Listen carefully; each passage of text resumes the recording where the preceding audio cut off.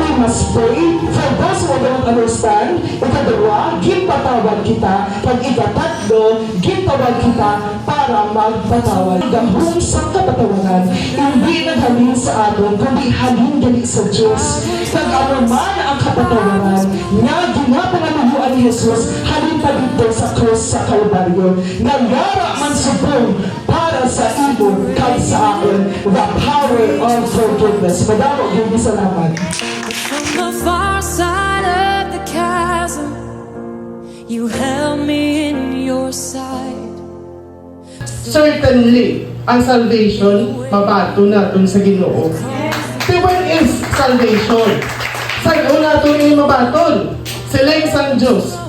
Today, subonggid mismo ang kaluwasan, subonggid mismo an immediate salvation. And this is the only biblical example of a last-minute salvation. The truth is, it is never too late to seek God.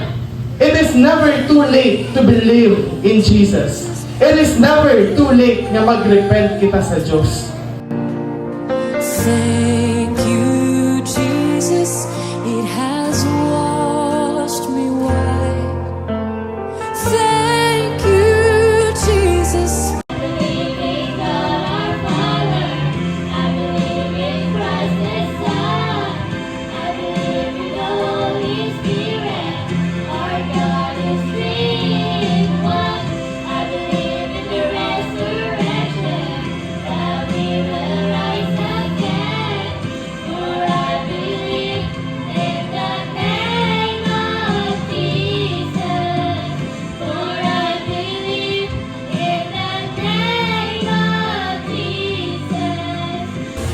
Pariyo ni Maria. Isa siya ka Iloy ni Jesus, nga nakita niya sa Jesus, nga ginlansang sa cross, kay nagkasakit sa cross sa Kalbaryo. Bilang isa ka nanay, pinakamasakit gid nga kung mamitisan mo ang imong bata, nga ginakasakit siya. Kung sa aton man sa diri, ano gituro ka sakit, makita talaga ning aton bata nga may kontra, dumano nakita ay hanpas si Maria. Mga utod, may mga purpose si Lord sa aton kabuhi. May times nga mabatsagan ta nga perti ka sakit. May mga trials nga doon di nakita makabutwa. Pero ma-realize naton sa tapos gali, isa ato gali ka way kung sa diin gusto ni Lord nga hawason kita sa kasakit, kag ibutang kita sa maayo nga kalimtangan.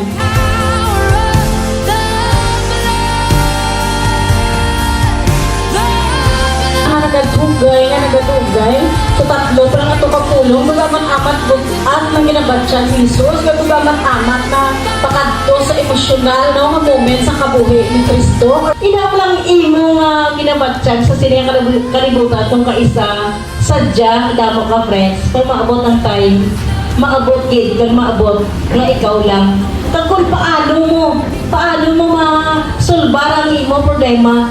Pero kita tanan ay kita kahadlok nga Jesus Christ died for us.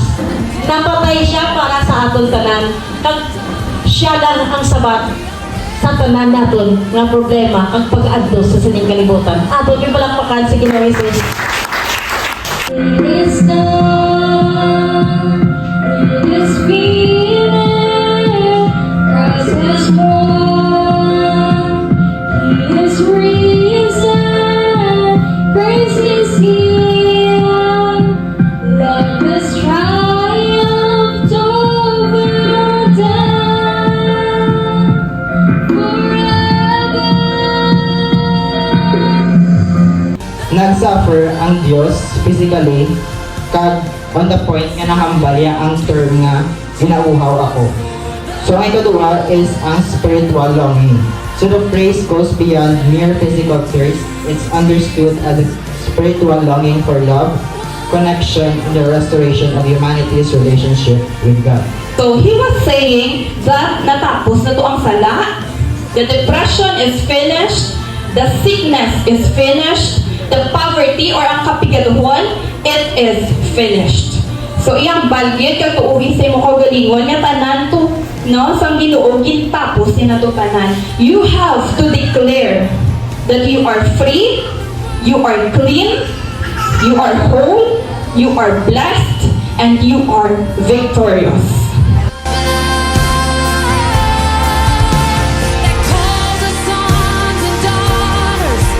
We are ransomed by our Father through the blood.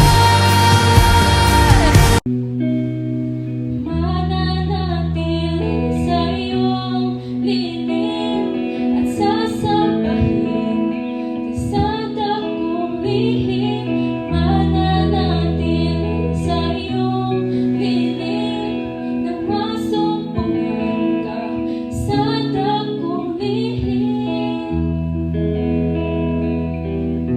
Ay kahibalo siya nga sa tiyak sang pag-antos niya masaligan ang Dios kag secure ang iya espiritu.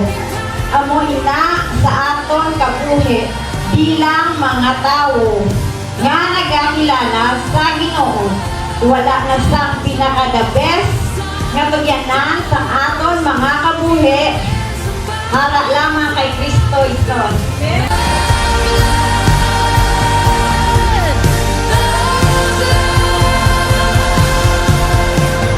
Thank you, Jesus, for the blood of life. Thank you, Jesus, wash me white. You have saved my life.